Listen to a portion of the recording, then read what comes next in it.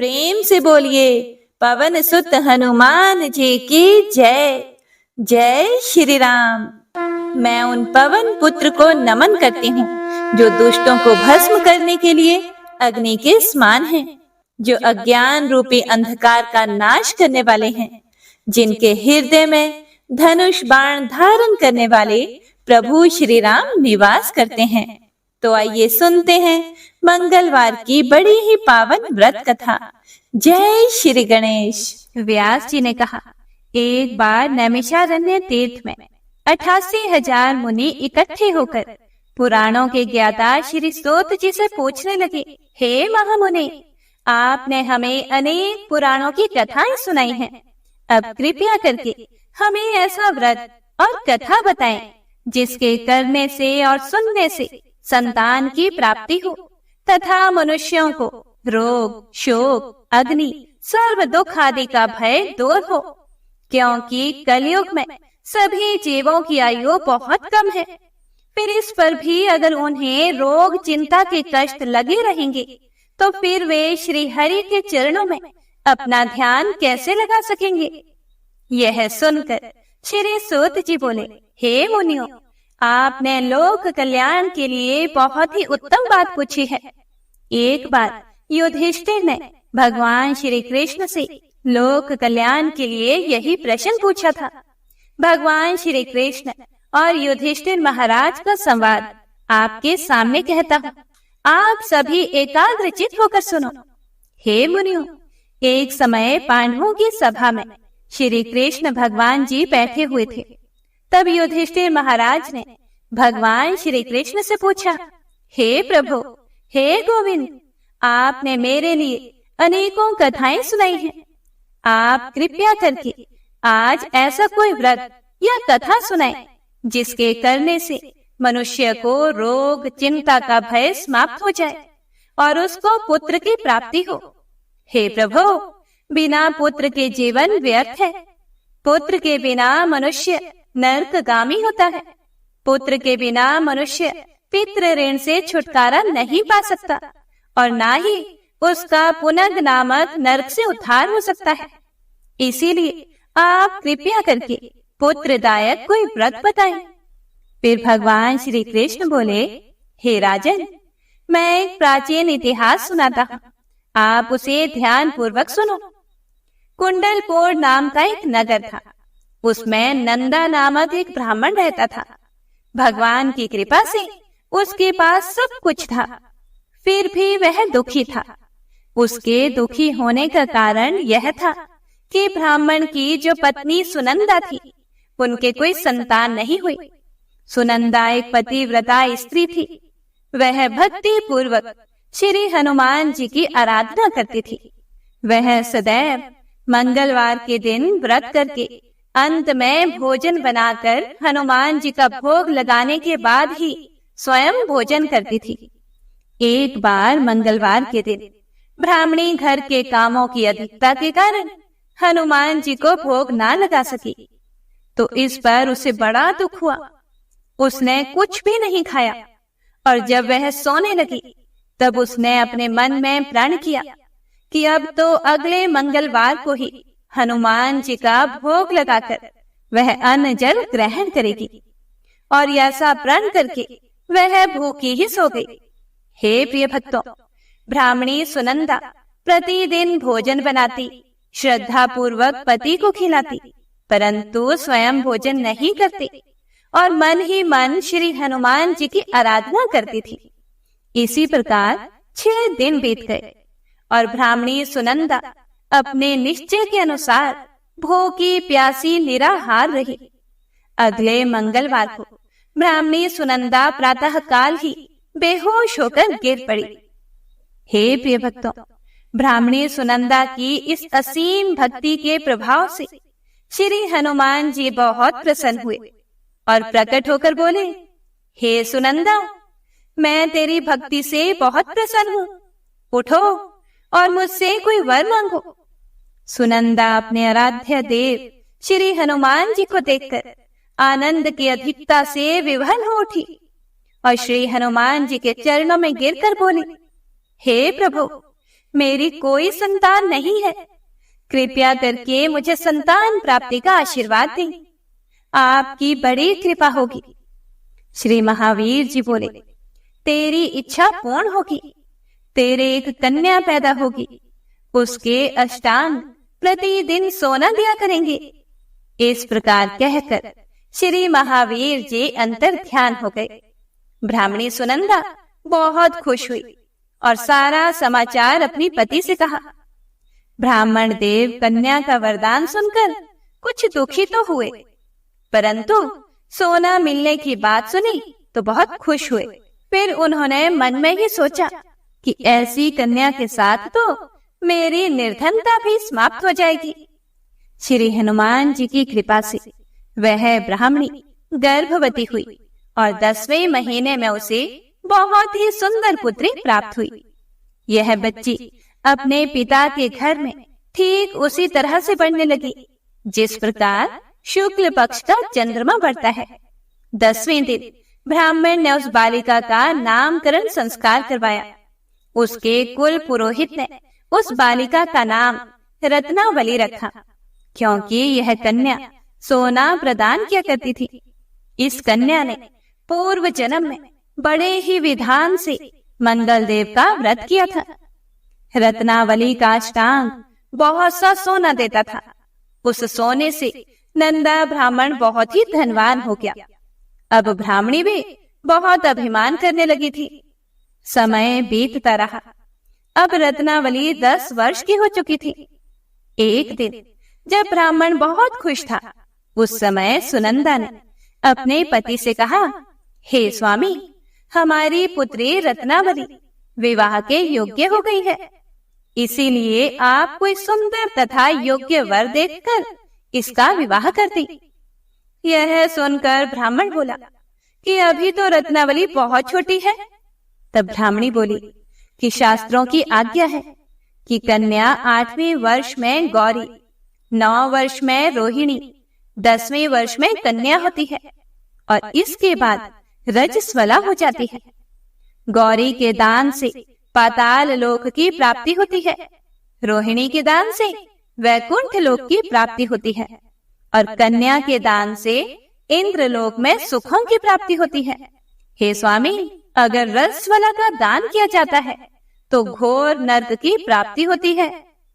हे प्रिय भक्तों, आगे सूत जी बोले कि इस पर ब्राह्मण बोला, अभी तो रत्नावली मात्र 10 वर्ष की ही है, तो मैंने तो 16-16 साल की कन्याओं के विवाह करवाए हैं, अभी जल्दी क्या है।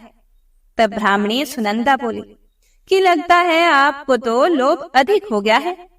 शास्त्रों में कहा गया है कि माता पिता और बड़ा भाई रजस्वला कन्या को देखते हैं तो वह अवश्य ही नरकगामी होते हैं। तब ब्राह्मण बोला कि अच्छी बात है, कल मैं अवश्य ही योग्य वर की तलाश में अपना दूत भेजूंगा। दूसरे दिन ब्राह्मण ने अपने दूत को बुलाया और उसे आज्ञा दी कि जैसी सुंदर मेरी कन्या है वैसा ही सुंदर वर उसके लिए तलाश करो।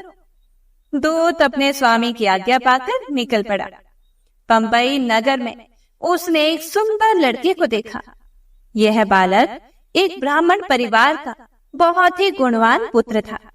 इसका नाम सोमेश्वर था।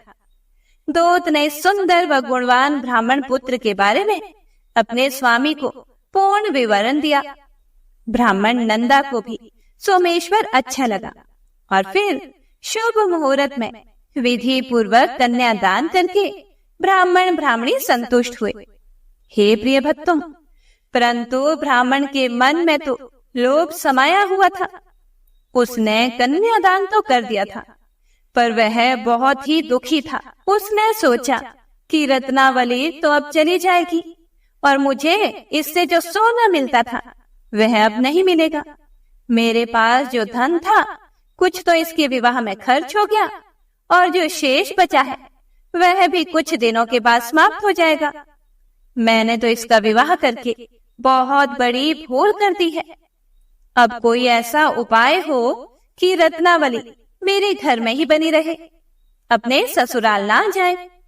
लोभ रूपी राक्षस ब्राह्मण के मस्तिष्क पर छाता जा रहा था। रात भर अपनी शैया पर बेचैनी से करवटें बदलते बदलते उसने एक बहुत ही क्रूर निर्णय लिया। हे प्रिय भक्तों, उसने सोचा कि जब रत्नावली को लेकर उसका पति सोमेश्वर अपने घर के लिए जाएगा तो वह रास्ते में छिपकर सोमेश्वर का वध कर देगा और अपनी लड़की को अपने घर ले आएगा, जिससे नियमित रूप से उसे सोना भी मिलता रहेगा और समाज का कोई मनुष्य उसे दोष भी नहीं दे सकेगा। प्रातः काल जब हुआ तो नंदा और सुनंदा ने अपने जमाई तथा लड़की को बहुत सारा धन देकर विदा किया। सोमेश्वर अपनी पत्नी रत्नावली को लेकर ससुराल से अपने घर की तरफ चल दिया। सूत जी बोले, हे मुनियों, ब्राह्मण नंदा महालोभ के वशीभूत होकर अपनी मति खो चुका था। पाप पुण्य का उसको कोई भी विचार नहीं रहा। अपने भयानक व क्रूर निर्णय को कार्य रूप देने के लिए उसने अपने दूत को रास्ते में अपने जमाई का वध करने के लिए भेज दिया, ताकि रत्नावली से प्राप्त होने वाला सोना उसे हमेशा मिलता रहे और वो कभी भी निर्धन ना हो। ब्राह्मण के दूत ने अपने स्वामी की आज्ञा का पालन करते हुए उसके जमाई सोमेश्वर का रास्ते में ही वध कर दिया। समाचार प्राप्त करके ब्राह्मण नंदा रास्ते में पहुंचा और रोती हुई अपनी पुत्री रत्नावली से बोला, हे पुत्री, रास्ते में लुटेरों ने तेरे पति का वध कर दिया है। भगवान की इच्छा के आगे किसी का कोई वश नहीं चलता। अब तो घर चल, वहां पर ही रहकर शेष जीवन व्यतीत करना। जो भाग्य में लिखा है वही होगा। अपने पति की अकाल मृत्यु से रत्नावली बहुत दुखी हुई। करुण क्रंदन व रुदन करते हुए अपने पिता से बोली, हे पिताजी, इस संसार में जिस स्त्री का पति नहीं है उसका जीना व्यर्थ है। मैं अपने पति के साथ ही अपने शरीर को जला दूंगी और सती होकर अपने इस जन्म को, माता पिता के नाम को तथा सास ससुर के यश को सार्थक करूंगी। ब्राह्मण नंदा अपनी पुत्री रत्नावली के वचनों को सुनकर बड़ा दुखी हुआ। वह सोचने लगा कि मैंने व्यर्थ में ही जमाई का वध करके इतना बड़ा पाप अपने सिर ले लिया। रत्नावली तो उसके पीछे अपने प्राण तक देने को तैयार है। मेरा तो दोनों तरफ से मरण हो गया। धन तो अब मिलेगा नहीं। जमाई वध के पाप के फल स्वरूप यम यातना भी भुगतनी पड़ेगी। यह सोचकर वह बहुत दुखी हुआ। सोमेश्वर की चिता बनाई गई। रत्नावली सती होने की इच्छा से अपने पति का सिर अपनी गोद में रखकर चिता में बैठ गई।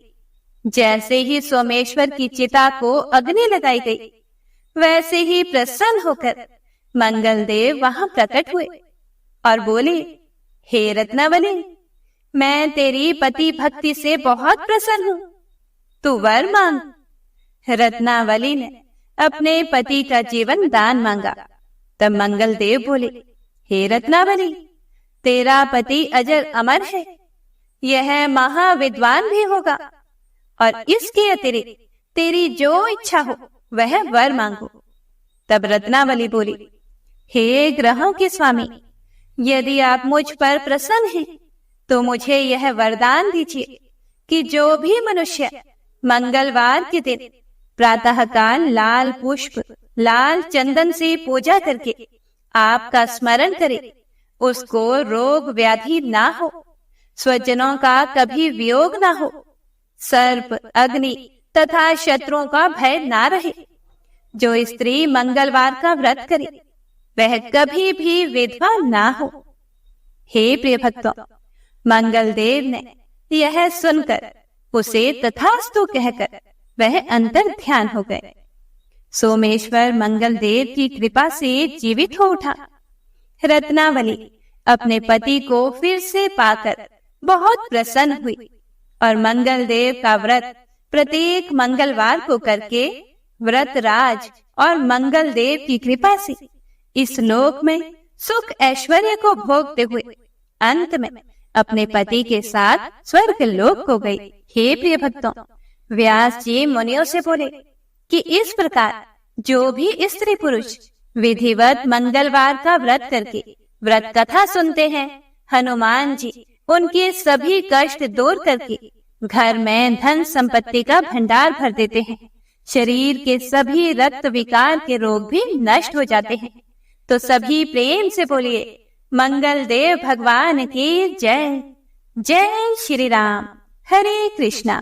हे प्रिय भक्तों, आइए अब श्री राम नाम की महिमा का रसपान करते हैं।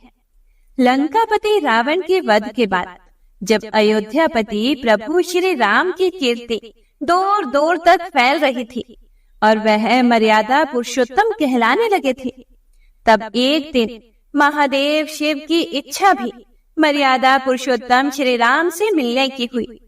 पार्वती जी को अपने साथ लेकर महादेव जी कैलाश पर्वत से उतरकर अयोध्या नगरी के रास्ते पर चल पड़े।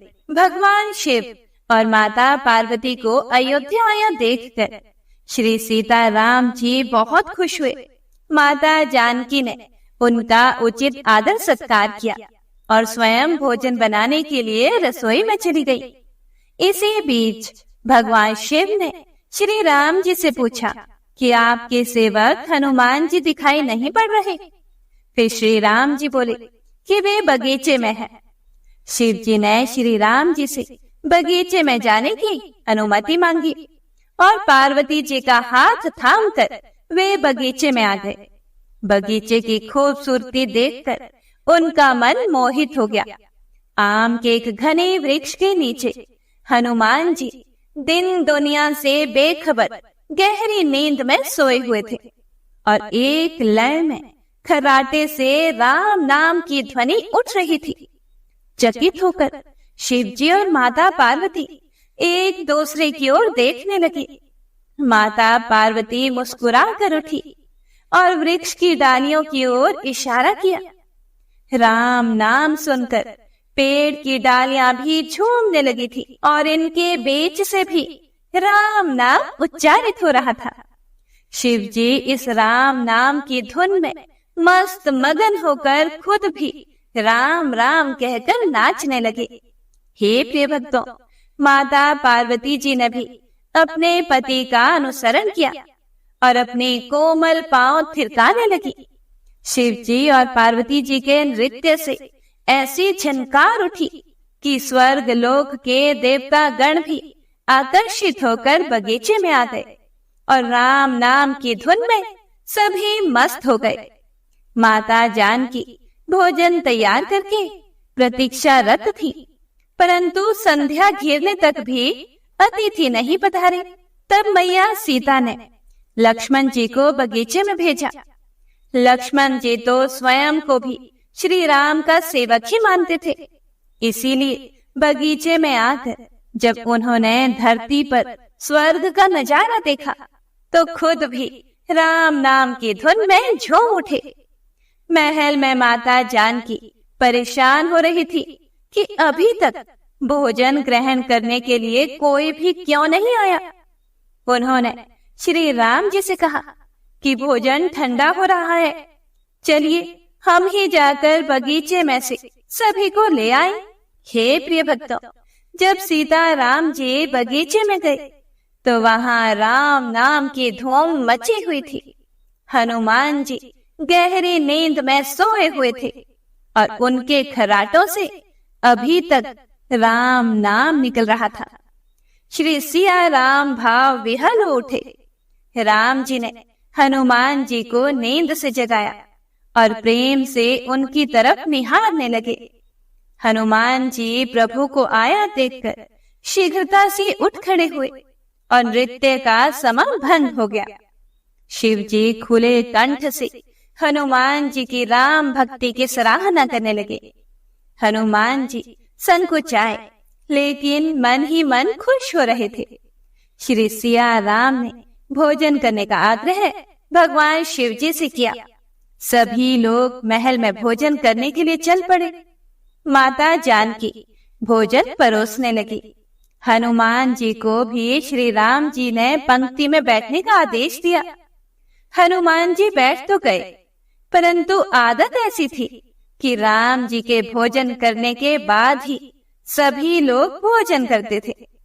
आज श्री राम के आदेश से पहले भोजन करना पड़ रहा था, तो माता जानकी हनुमान जी को भोजन परोसती जा रही थी, पर हनुमान का पेट ही नहीं भर रहा था।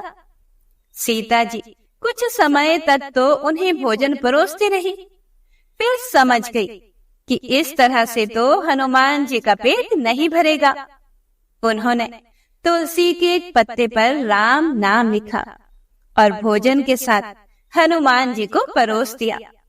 तुलसी पत्र खाते ही हनुमान जी को संतुष्टि मिली और वह भोजन खाकर उठ खड़े हुए। भगवान शिव शंकर ने प्रसन्न होकर हनुमान जी को आशीर्वाद दिया कि आपकी राम भक्ति युगों युगों तक याद की जाएगी और आप संकट मोचन कहलाएंगे। संकट हरे मिटे सब पीरा, जो सुमिरे हनुमत बलबीरा। जय श्री राम। हे प्रिय भक्तों, आइए अब श्री राम नाम की महिमा की दूसरी कथा का रसपान करते हैं। महादेव जी को एक बार बिना कारण के किसी को प्रणाम करते देखकर पार्वती जी ने पूछा कि हे प्रभु, आप किसको प्रणाम करते रहते हैं? शिव जी पार्वती जी से कहते हैं कि हे देवी, जो भी मनुष्य एक बार राम कहता है उसे मैं 3 बार प्रणाम करता हूँ। पार्वती जी ने एक बार शिव जी से पूछा कि आप शमशान में क्यों जाते हैं और ये चिता की भस्म शरीर पे क्यों लगाते हैं? उसी समय शिव जी पार्वती जी को शमशान में ले गए। वहां एक शव अंतिम संस्कार के लिए लाया गया। लोग राम नाम सत्य है ऐसा कहते हुए शव को ला रहे थे। शिव जी ने कहा कि देखो पार्वती, इस शमशान की ओर जब लोग आते हैं तो राम नाम का स्मरण करते हुए आते हैं और इस शव के निमित्त से कई लोगों के मुख से मेरा अति प्रिय दिव्य राम नाम निकलता है। उसी को सुनने के लिए मैं शमशान में आता हूँ और इतने लोगों के मुख से राम नाम का जप करवाने में निमित्त बनने वाले इस शव का मैं सम्मान करता हूँ, उसे प्रणाम करता हूँ और अग्नि में जलने के बाद उसकी भस्म को अपने शरीर पर लगा लेता हूँ। राम नाम बुलवाने वाले के प्रति मुझे अगाध प्रेम रहता है। हे प्रिय भक्तों, एक बार शिव जी भगवान कैलाश पर पहुँचे और पार्वती जी से भोजन मांगा। पार्वती जी विष्णु सहस्त्र नाम का पाठ कर रही थी। पार्वती जी ने कहा कि अभी पाठ पूरा नहीं हुआ, कृपया थोड़ी देर प्रतीक्षा कीजिए। शिव जी भगवान ने कहा कि इसमें तो समय और श्रम दोनों लगेंगे। संत लोग जिस तरह से सहस्त्र नाम को छोटा कर लेते हैं और नित्य जपते हैं, वैसा उपाय कर लो। पार्वती जी ने पूछा कि वो उपाय कैसे करते हैं, मैं सुनना चाहती हूँ।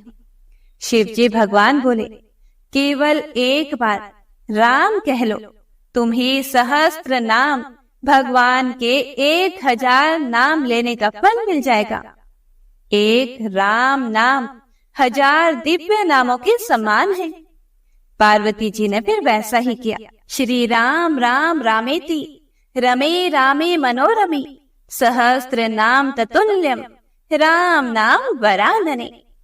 यह राम नाम सभी आपदाओं को हरने वाला, सभी संपदाओं को देने वाला दाता है।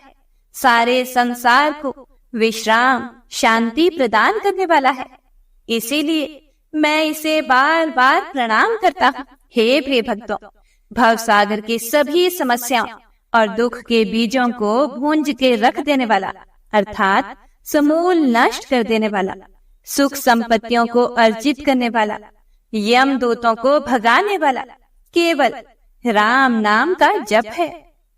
इसीलिए प्रयास पूर्वक स्वयं भी राम नाम जपते रहना चाहिए और दूसरों को भी प्रेरित करके राम नाम जपवाना चाहिए। इससे अपना और दूसरों का तुरंत ही कल्याण हो जाता है। यही सबसे सुलभ और अचूक उपाय है।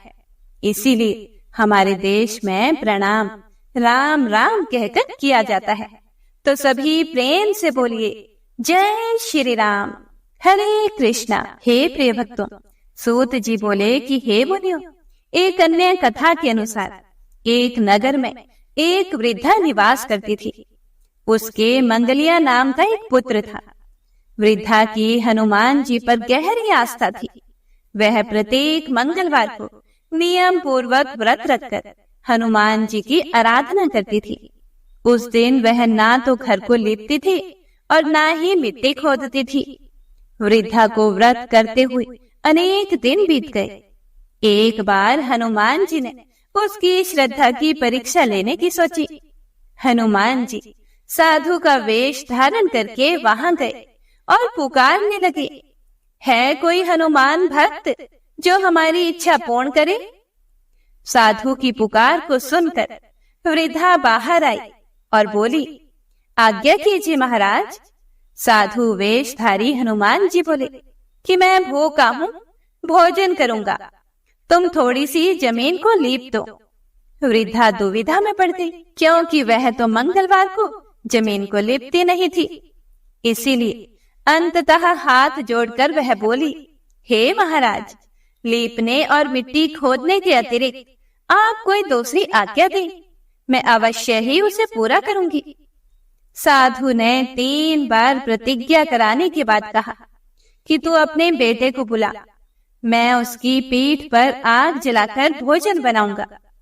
वृद्धा के पैरों तले धरती खिसक गई, परंतु वह प्रतिज्ञाबद्ध थी। उसने मंगलिया को बुलाकर साधु के सुपुर्द कर दिया। मगर साधु रूपी हनुमान जी ऐसे ही मानने वाले तो थे नहीं। उन्होंने वृद्धा के हाथों से ही मंगलिया को पेट के बल लिटवाया और उसकी पीठ पर आग जलवाई। आग जलाकर दुखी मन से वृद्धा अपने घर के अंदर चली गई। इधर भोजन बनाकर साधु ने वृद्धा को बुलाकर कहा कि मंगलिया को पुकारो ताकि वह भी आकर भोग लगा ले। इस पर वृद्धा बहते आंसुओं को पोंछकर बोली, उसका नाम लेकर मुझे और कष्ट ना पहुंचाओ। लेकिन जब साधु महाराज नहीं माने तो वृद्धा ने मंगलिया को आवाज लगाई और उसे आवाज लगाते ही पुकारने की देर थी कि मंगलिया दौड़ा दौड़ा आ पहुंचा। मंगलिया को जीवित देखकर वृद्धा को सुखद आश्चर्य हुआ। वह साधु के चरणों में गिर पड़ी। साधु अपने वास्तविक रूप में प्रकट हुए। हनुमान जी को अपने घर में देखकर वृद्धा का जीवन सफल हो गया। हे प्रिय भक्तों, श्री सूत जी बोले कि मंगलवार के व्रत से शंकर और पार्वती जी इसी तरह भक्तों को साक्षात दर्शन देकर कृतार्थ करते हैं। तो सभी प्रेम से बोलिए शिव शिवा की जय। राम भक्त श्री हनुमान जी की जय।